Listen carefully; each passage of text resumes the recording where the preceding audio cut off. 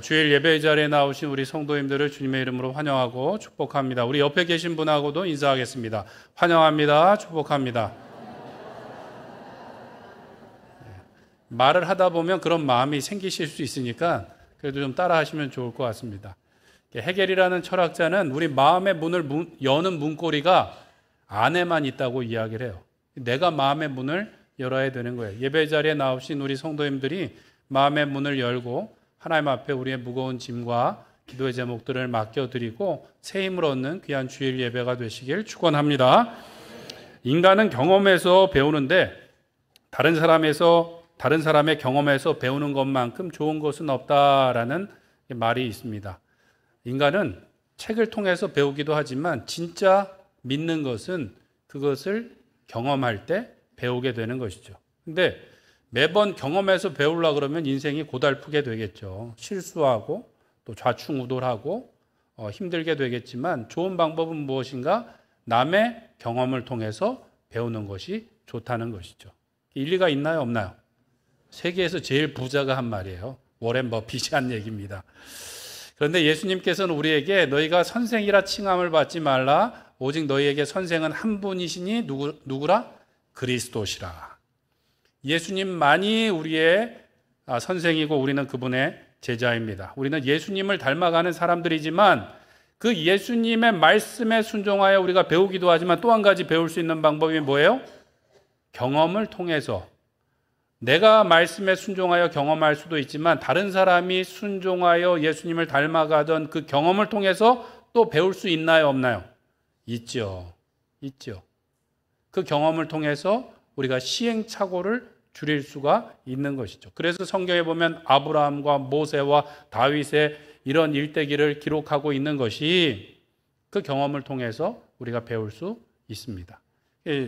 히브리서 11장에 보면 믿음의 선진들이 나오는데 다 훌륭한 것은 아니지만 배울 점이 있다는 거예요? 없다는 거예요? 있다는 거죠.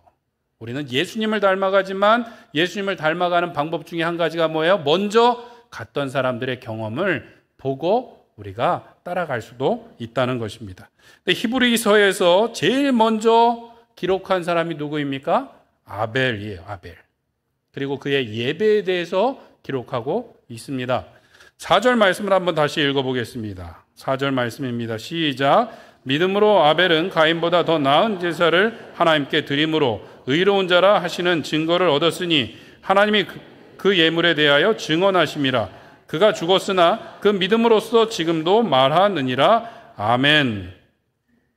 아벨은 성경에 보면 그렇게 길게 나오지 않는데 히브리서에서는 믿음의 선진들로서 누구를 제일 먼저 꼽았다고요? 아벨을 꼽고 그의 예배에 대해서 말씀하고 있습니다. 그 말은 믿음의 시작이 어디에서부터라는 거예요?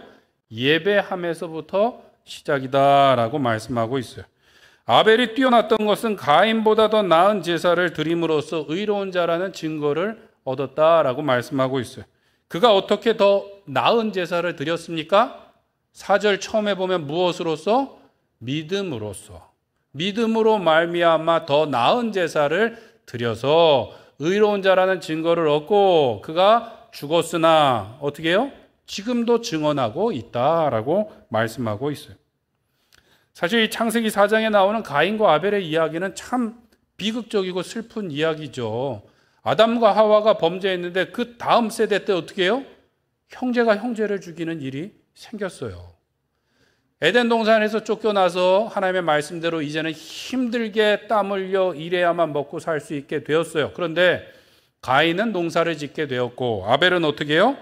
양을 치고 살게 되었습니다. 세월이 흐르고 창세기 4장에 보면 가인은 땅의 소산을 제물로 삼아 하나님께 드렸고 또한 아벨도 무엇으로 드렸는가? 그 양의 첫 새끼와 그 기름을 드렸다라고 말씀하고 있어요. 각각 농사를 짓고 일한 것을 가지고 하나님께 나갔어요. 아담과 하와는 이전에 그냥 하나님과 대면하여 말할 수 있었는데 죄를 짓고 나서는 그냥 나갈 수가 없고 제사를 통하여 하나님 앞에 나갈 수 있게 되었다라는 것이죠. 그런데 중요한 것은 문제는 아벨과 그의 제물은 하나님께서 받으셨는데 가인과 그의 제물은 받았나요? 안 받으셨나요? 안 받으셨다라고 말씀하고 있어요. 그렇다고 가인을 버리시거나 잘못했다고 저주하시거나 했다는 말씀은 나오지 않아요. 아벨과 아벨의 제물을 받으셨다고 해서 그에게 특별히 계시를 하셨거나 더 큰 복을 주셨거나 그런 말씀이 나오나요? 안 나오나요? 안 나와요. 처음 들으시는 얼굴로 앉아 계시는데 우리 성경을 통독하면 창세기는 기본적으로 많이 읽지 않습니까? 창세기 4장에 나오는 이야기예요. 오히려 특별히 하나님께서 누구를 찾아가 만나 주셨습니까? 가인을 찾아가서 만나 주셨어요. 어찌하여 내가 안색이 변하여 분을 내느냐? 내가 선을 행했으면 어찌하여 낯을 들지 못하겠느냐? 너는 선을 행하라. 선을 행하지 아니하면 죄가 내 문 앞에 엎드려 있느니라고 권면해 주셨어요. 이 분위기가 엄청 무섭게 하나님 말씀하신 것 같으세요? 아니면 좀 따뜻하게 그래도 다독여 준 것 같으세요?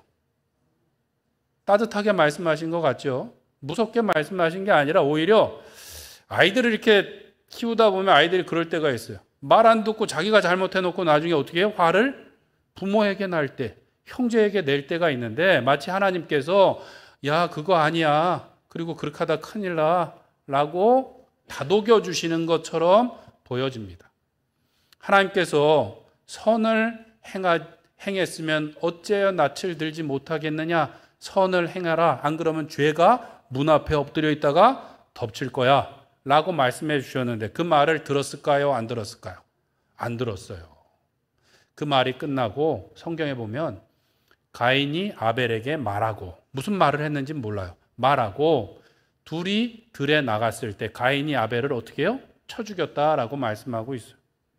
설교를 준비하다 보니까 무슨 말을 했는지는 기록하고 있지 않고 가인이 아벨에게 말하고 그래요. 말하고. 가인에게 뭔가 불만이 있고 잘못됐으면 누구와 말해야 됩니까? 하나님과 말해야만 됐죠. 특별히 하나님께서 찾아와서 그에게 말씀해 주셨는데 하나님과 말한 것이 아니라 아벨에게 말하고 아마도 살살 꼬여서 야 잠깐 들에 놀러 갈래? 그래 놓고 동생을 쳐 죽이게 되었다라는 것이죠. 예배에 실패한 가인은 어떻게 됐습니까? 그 뒤에 더 큰 실패를 하게 되었다라는 것이죠. 이 말씀을 통해서 우리가 두 가지를 좀 알 수가 있습니다.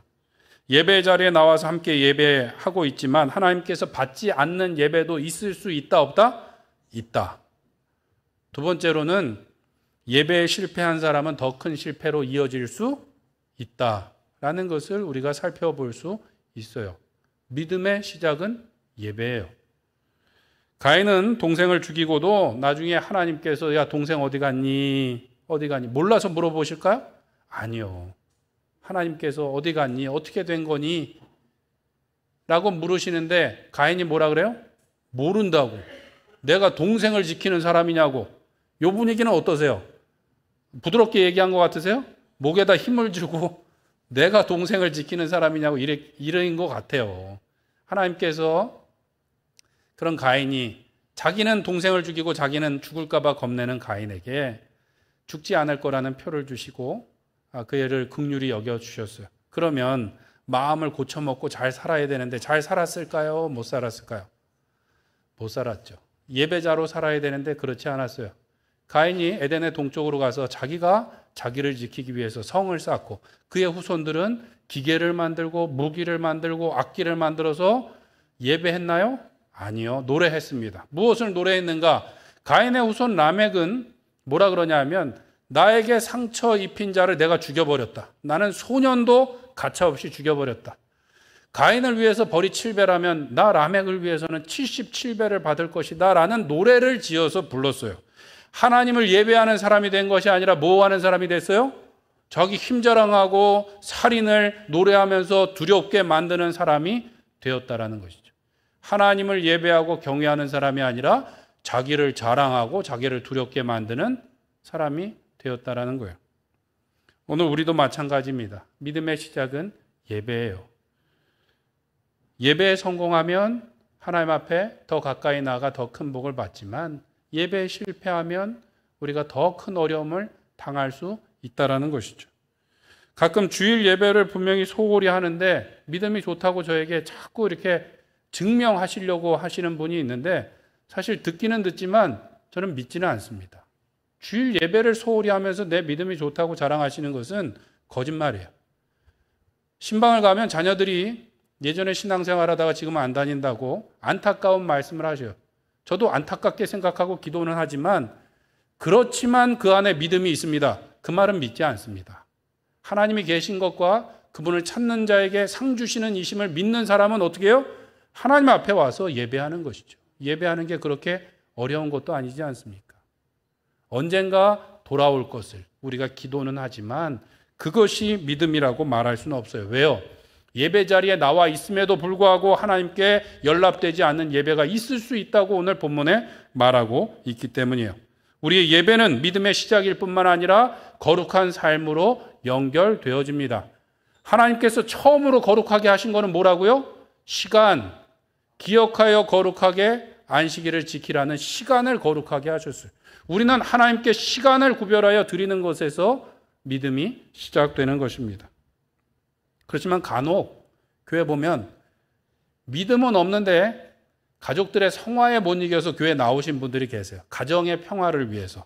이런 분들은 인정합니다. 얼마나 가족을 그래도 사랑하고 가족을 지키려고 그런 마음이시면 그래도 그렇게 곤욕인데 교회에 나와서 앉아 계신 분들은 하나님의 큰 은혜가 있고 또 앞으로 더 있을 줄 믿습니다. 그 마음 주신 것도 하나님이세요. 그런데 우리가 교회에 나온 것은 우리가 잘해서 나온 것이 아니라 잘못해서 나온 것이라고 이야기하지 않습니까? 우리가 상 받으러 나온 것이 아니라 죄인이기에 하나님의 은혜를 구하러 왔다라는 것을 기억해야 되는 것이죠. 그런데 하나님 앞에 와서도 내가 얼마나 대단하고 이로운 사람인지 자랑한다 그러면 하나님 앞에 은혜를 얻지 못하게 될 것입니다. 예수님께서도 제자들에게 자기를 의롭다 여기며 다른 사람을 멸시하는 이들에게 비유로 말씀하셨어요. 무슨 비유인가 하면 성전에 두 사람이 기도하러 올라갔는데 한 사람은 바리새인이고 한 사람은 세리인데 바리새인은 따로 서서 사람들하고 따로 서서 하늘을 우러러 하나님 아버지 제가 얼마나 금식하고 헌금을 잘했는지 아시지요? 그렇게 할 수 있게 해주셔서 감사합니다. 말이 감사지 사실은 자랑을 했어요. 세리는 저쪽 멀찍이 서서 감히 하늘을 우러러 보지도 못하고 뭐라고 기도합니까? 나는 죄인이니 불쌍히 여겨 주소서. 예수님께서 제자들에게 누가 의롭다함을 받고 돌아갔다고 말씀하셨나요? 세리가 의롭다함을 받고 불쌍히 여김을 받은 것이 아니라 의롭다함을 받고 돌아갔다라고 말씀하셨어요. 창세기 말씀에 보면 아벨과 그의 제물을 받으시고 가인과 그의 제물을 받지 않으셨다고 말씀하셨는데 제물만의 문제가 아니라 뭐예요? 사람의 문제이고 오히려 사람을 앞에 두고 사람에게 강조를 두고 있어요. 예배자에게 강조를 두고 있다는 것입니다. 그래서 로마서 12장 1절에 보면 우리가 드릴 영적 예배는 무엇인가? 형제들아 내가 하나님의 모든 자비하심으로 너희를 권하노니 너희 몸을 하나님이 기뻐하시는 거룩한 무엇으로 드리라? 산제물로 드리라. 이것이 너희가 드릴 영적 예배니라고 말씀하고 있어요. 육적 예배가 아니라 영적 예배래요. 영적인 예배, 영감이 있는 예배는 고린도 교회처럼 막 예배가 어려울 정도로 방언과 예언과 은사들이 넘치는 예배가 아니라 우리의 삶을 거룩한 산제물로 드리는 예배라는 것이죠. 어떻게 하면 우리의 삶을 하나님 앞에 거룩한 산제물로 드릴 수 있을까? 오늘 우리가 읽은 본문에서는 무엇으로? 믿음으로 예배해야 더 나은 제사를 드릴 수 있다라고 말씀하고 있습니다. 때문에 첫 번째로 우리는 믿음으로 더 나은 예물을 하나님 앞에 드려야 되겠습니다. 창세기 4장 4절 말씀 한번 같이 읽겠습니다. 시작. 아벨은 자기도 양의 첫 새끼와 그 기름으로 드렸더니 여호와께서 아벨과 그의 제물은 받으셨으나. 아멘. 창세기 말씀에 보면 하나님 너무 야속하시다. 가인과 가인의 제사는 왜 받지 않으셨을까? 이유에 대해서 설명을 잘 안 해주셨어요. 그래서 예전에는 아벨의 제사는 피의 제사였고 가인의 제사는 그렇지 않아서 연락되지 않았다라고 해석하기도 했는데 그렇게만 볼 수 없는 게 당시의 율법과 제사 제도에 대해서 말씀하셨나요? 안 하셨나요? 명확하게 기록되어 있지 않기 때문에 그렇게만 보기는 어렵다라는 것이죠. 오히려 본문에 보면 명확하게 나온 것이 있는데 무엇인가? 아벨은 무엇을 드렸어요? 그의 양의 첫 새끼와 기름을 드렸다라고 말씀하고 있어요. 그 앞에 말씀에 가인은 어떻게 했는가? 땅의 소산으로 제물을 삼아 여호와께 드렸고라고 말씀하고 있어요. 참 안타까운 것은 땅의 첫 열매를 하나님 앞에 드렸다라고 말하지 않는다라는 것이죠. 무슨 차이가 있는지 우리가 다 명확하게 설명할 수 없지만 아벨이 드린 건 뭐예요? 첫 새끼를 하나님 앞에 드렸고 기름을 드렸대요. 첫 새끼를 드렸다는 건 뭐예요? 이건 장자. 장자는 대표고 대표는 누구를 대표하는 거예요? 전체를 대표하는 거예요. 그래서 성경에 장자는 내 것이다. 장자를 대속한다는 건 뭐예요? 장자만 조가 아니에요. 이스라엘 백성들은 다 누구의 것이다? 하나님의 것이다. 그런데 대표로서 장자를 드리고 그것을 속전을 내서 하나님의 것임을 고백하는 것이죠. 기름을 드린다는 건 뭐예요? 제물이 살았습니까? 죽었습니까? 살았습니까? 죽었습니까? 개구리 반찬이 살았나요? 죽었나요? 죽었죠. 죽었으니까 기름이 나오는 거죠. 기름을 드린다는 것은 그 제물의 가장 귀한 것을 드린다는 의미가 있어요. 이 얘기를 안 하려고 그랬는데 언젠가 TV를 보는데 백종원 씨가 나와서 양고기 중에 제일 맛있는 데가 어딘지 아냐고 물어봤어요. 어딜 것 같으세요? 엉덩이 기름이래요. 엉덩이 기름. 그래서 케밥을 이렇게 하면 맨 위에 엉덩이 쌀을 놔서 기름이 쫙 흘러내리게 한다는 거예요. 갑자기 배가 고파지시죠? 어쨌든 아벨에 대해서 성경이 말하고 있는 확실한 것은 뭐라고요? 첫 새끼를 하나님 앞에 먼저 구별하여 드렸다라는 것이죠. 가장 귀한 것을 하나님 앞에 먼저 드렸다라고 말씀하고 있어요. 첫 새끼를 드린다라는 것은 그렇게 중요한 의미가 있습니다. 제사 제도가 확립되기 전이었지만 최소한 아벨은 더 소중한 것을 정성스럽게 먼저 하나님 앞에 드렸다라는 것입니다. 누군가를 공경하고 잘 섬기는 것도 보면 뭐예요? 한 단어로 표현하면 먼저입니다. 먼저. 예전에 우리가 그 어른들을 잘 공경할 때 어떻습니까? 어른들을 보면 먼저 누가 인사해야 돼요? 아랫사람이 인사하고, 식사를 할 때도 어른이 계시면 누가 먼저 숟가락을 드셔야 됩니까? 수저를? 어른이 드시고, 어디를 들어갈 때도 먼저 어른이 들어가시고, 좋은 것 맛있는 것이 있으면 어떻게 누구에게 먼저 드립니까? 어른에게 먼저 드리는 것이 예의였고 공경함이었다라는 것이죠. 마찬가지로 우리가 하나님을 공경한다는 것도 똑같습니다. 하나님께 먼저 좋은 것을 드리는 것이고, 좋은 것, 첫 열매를 드린다는 건 뭐예요? 대표를 드리고 그것이 우리의 전부를 드립니다라는 고백이 된다라는 것이죠. 그래서 잠언 3장 9절 말씀에 보면 뭐라고 말씀합니까? 내 재물과 내 소산물에 무엇으로? 처음 익은 열매로 여호와를 공경하라. 마태복음 6장 33절에 보면 그런즉 너희는 어떻게 해요? 먼저 그의 나라와 그의 의를 구하라. 그리하면 이 모든 것을 너희에게 더하시리라고 말씀하고 있습니다. 우리가 하나님께 예배하고 하나님께 기도하고 신앙생활하는데 먼저 시간을 구별하여 드리지 않으면 시간이 있을까요? 없을까요? 내 볼 일 다 보고 나서 기도하려고 그러면 시간이 없어요. 내 할 일 다 하고 예배하려고 그러면 예배할 시간이 없어요. 왜 그런 일 있지 않습니까? 코로나 때나 우리가 온라인으로 예배드리고 지금도 1, 2, 3부 예배가 있고 4부 예배까지가 있으면 오늘은 바쁘니까 4부 예배 드려야지. 이렇게 왔다 갔다 하면 주의를 잘 지키기가 쉬울까요? 어려울까요? 어려워져요. 쉬운 것 같죠? 오히려 어려워집니다. 시간을 구별하여 먼저 하나님 앞에 드리는 것이 우리의 신앙을 잘 지키는 거예요. 하나님께 예물을 드리는 것도 마찬가지입니다. 우리가 쓸 것 다 쓰고 나서 11조하고 헌금하려고 그러면 남는 게 있을까요? 없을까요? 없죠. 없습니다.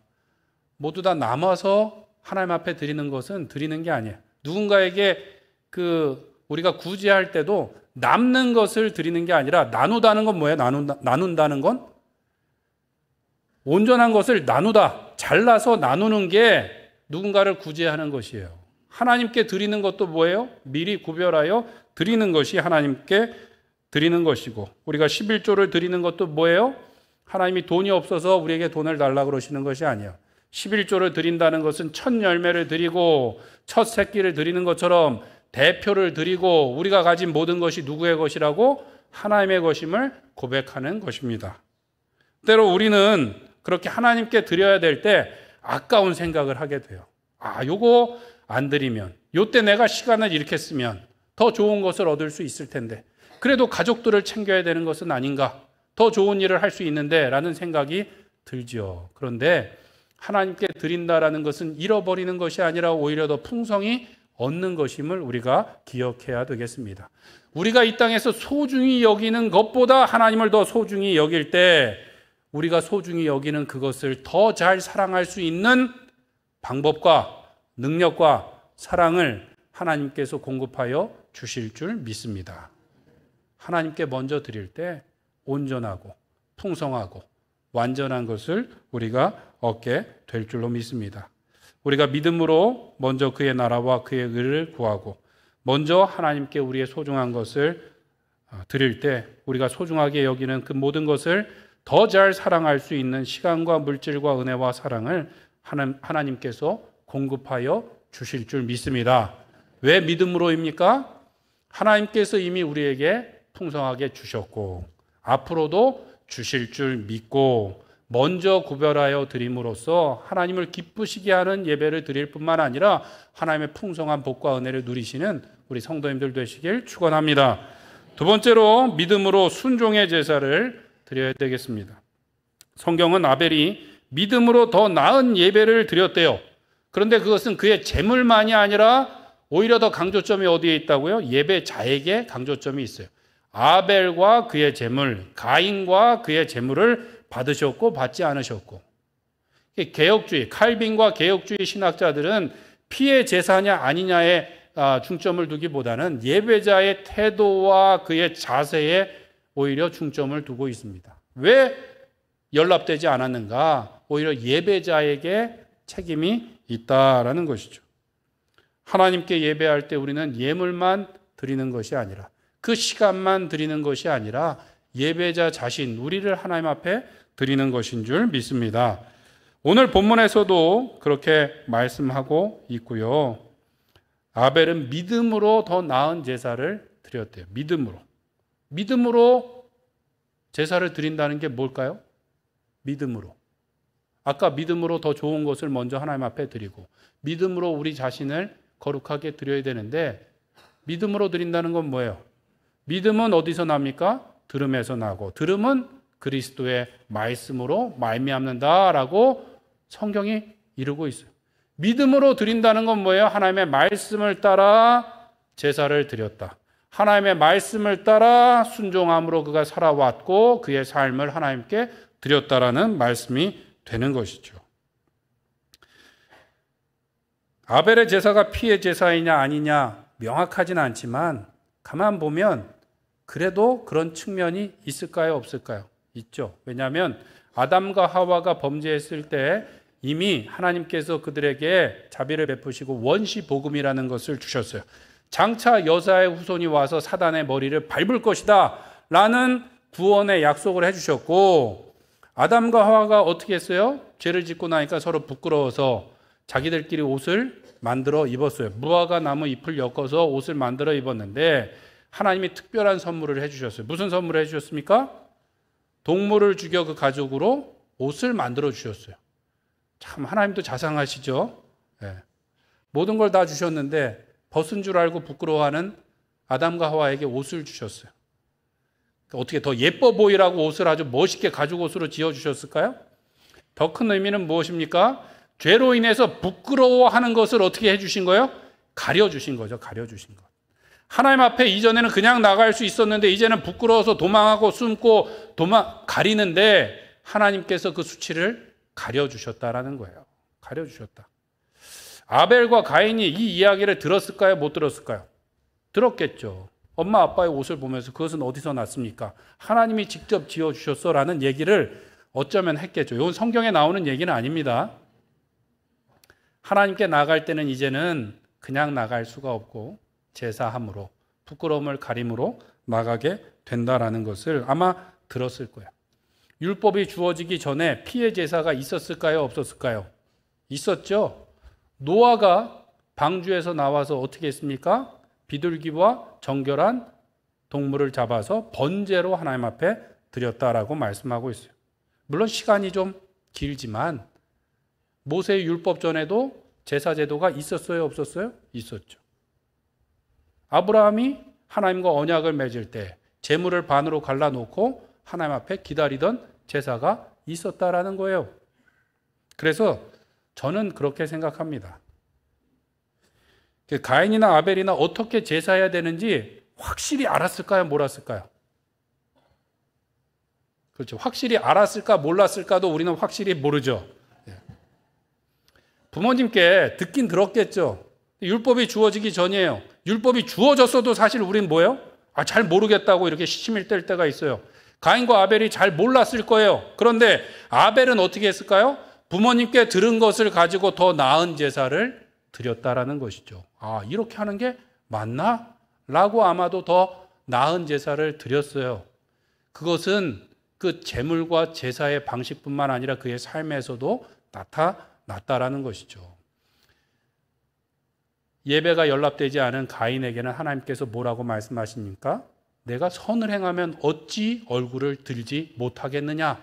선을 행하라. 그리하지 아니하면 죄가 내 문 앞에 엎드려 있느니라. 선을 행하라는 말씀을 몇 번이나? 2번이나 말씀하셨어요.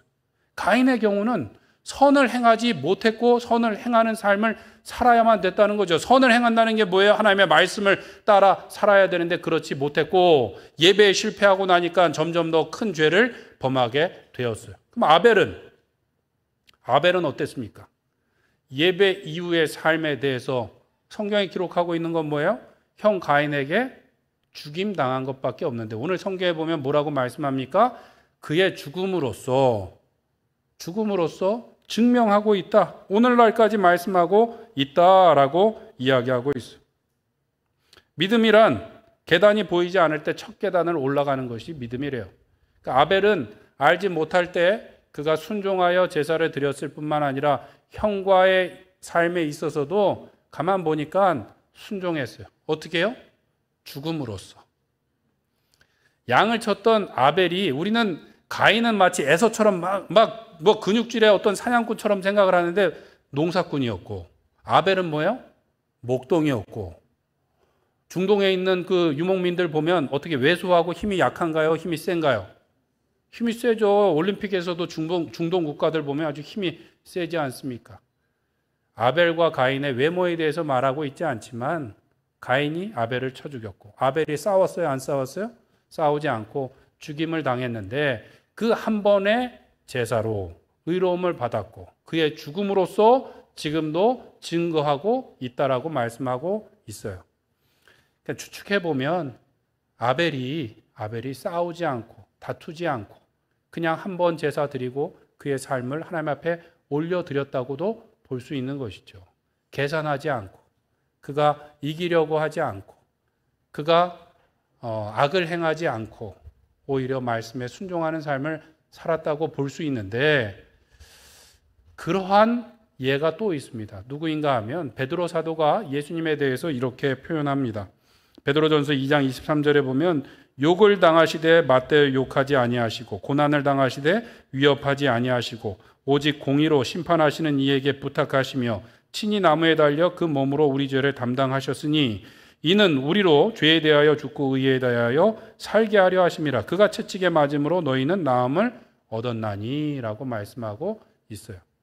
단번에 온전한 제사로 대속을 이루신 예수님께서도 욕을 받아도 욕으로 맞서지 않고 고난을 당해도 그들을 위협하지 않고 어떻게 하셨다고요? 십자가에서 죽으심이라.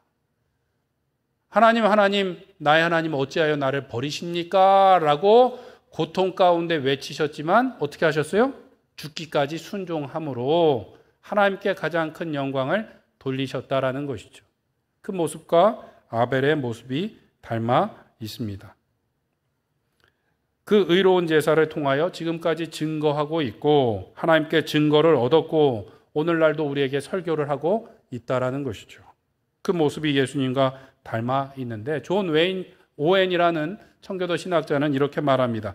하나님의 선택받은 백성들만이 자기 자신들의 성향을 버리고 하나님의 계시된 뜻에 순복하여 하나님의 정해주신 뜻을 복종할 것이다. 오직 그렇게 하는 자들만이 의로운 자라 하시는 증거를 얻는다라고 말했어요. 누가 의롭다고요? 자기의 성향을 버리고 하나님께 완전히 순복하는 자들만이 의롭다 함을 얻었고, 그런 말씀을 볼 때 아벨은 하나님의 말씀에 완전히 순복하여 자기의 생명도 맡김으로 의롭다 함을 얻은 사람이 되었다라는 것이죠.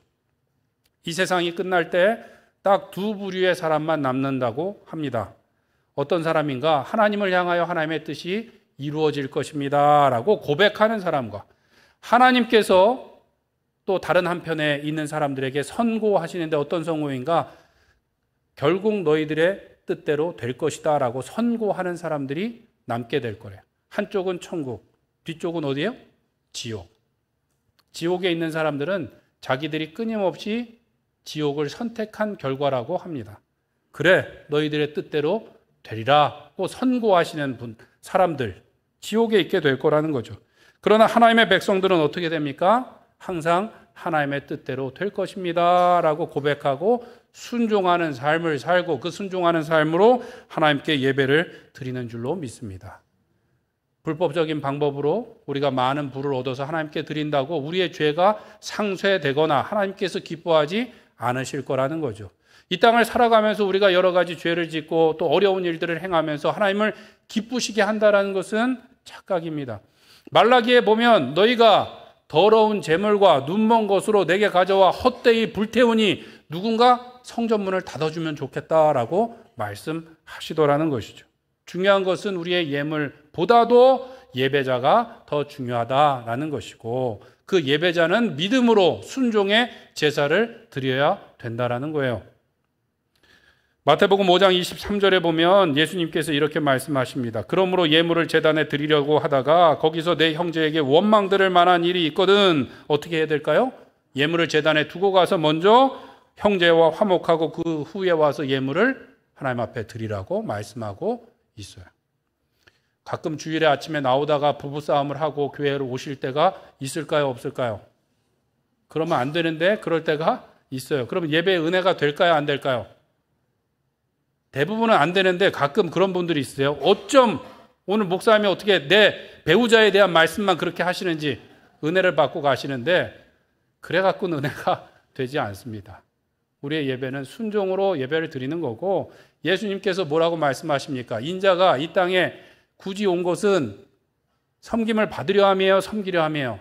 섬기려 하고 자기 목숨을 무엇으로? 목숨까지도 대속제물로 주시기 위함이라고 말씀하셨어요. 우리가 교회 와서 내가 얼마나 거룩하고 고매한지 우리가 자랑하는 자리가 아니라 예수님께서 종의 모습으로 제자들의 발을 닦이신 것처럼 우리도 종이 되어 서로를 섬기는 자리에 서야 될 줄로 믿습니다. 우리가 예배 드리기까지 이렇게 아늑하게 또 풍성하게 예배 드릴 수 있는 것은 누군가가 먼저 와서 예배를 섬겼기 때문이고, 예배가 끝나고 맛있는 음식을 먹을 수 있는 것도 누군가가 먼저 와서 땀을 흘려 수고했기 때문입니다. 마치 손님인 것처럼 앉아서 예배가 은혜가 되는지 아닌지, 나에게 감동을 주는지 아닌지 하나님처럼 앉아 계시지 말고 예수님처럼 섬김의 자리에 설 수 있는 우리 성도님들 되시길 간절히 축원합니다. 그 섬김의 끝은 뭐예요? 예수님처럼 자기의 목숨도 대속물로 주는 것이죠. 예수님께서는 아무든지 나를 따라오려거든 자기를 부인하고 자기를 주장하고 자기를 증명하고가 아니라 자기를 부인하고 십자가를 지고 나를 따라올 것이라고 하셨어요. 십자가를 지고 어디로 가야 될까요? 십자가는 죽음의 도구예요. 십자가를 지고 골고다로 가서 죽으라고 말씀하신 것이지 십자가를 지고 가서 뭔가 대단한 자랑을 말씀하신 것이 아니에요. 바라기는 우리가 교회 안에서도 먼저 섬길 뿐만 아니라 내가 죽어짐으로, 한 알이 땅에 떨어져 썩어짐으로 많은 열매를 맺는 것처럼 나를 부인하고 내가 죽어지고 내가 포기하고 내가 손해보고 내가 먼저 아프고 또 나의 모든 것을 꺾일지라도 우리의 삶을 주님 앞에 드림으로 우리의 가정이 살고 우리의 교회가 살고 우리를 통하여 예수님의 열매가 맺어지는 참된 예배자가 되시기를 간절히 축원드립니다. 이 시간 함께 같이 기도하도록 하겠습니다. 기도하실 때 하나님 오늘도 믿음으로 더 나은 예배를 드리는 예배자가 되게 하여 주시옵소서. 가장 좋은 것을 먼저 주님 앞에 드림으로 하나님의 풍성한 은혜를 누리고 전하는 주의 종들이 되게 하여 주시옵고, 믿음으로 오늘도 순종함으로 우리의 삶을 주님 앞에 올려드림으로 하나님 우리만 예배할 뿐만 아니라 예배케 하는 사람들이 되게 하여 주시옵소서. 예수님께서 십자가로 예배하신 것처럼 우리도 우리의 삶에서 하나님 우리의 삶을 드려 주님을 예배하는 참된 예배자가 되게 하여 주시옵소서. 주여 한번 부르짖고 기도하겠습니다. 주여.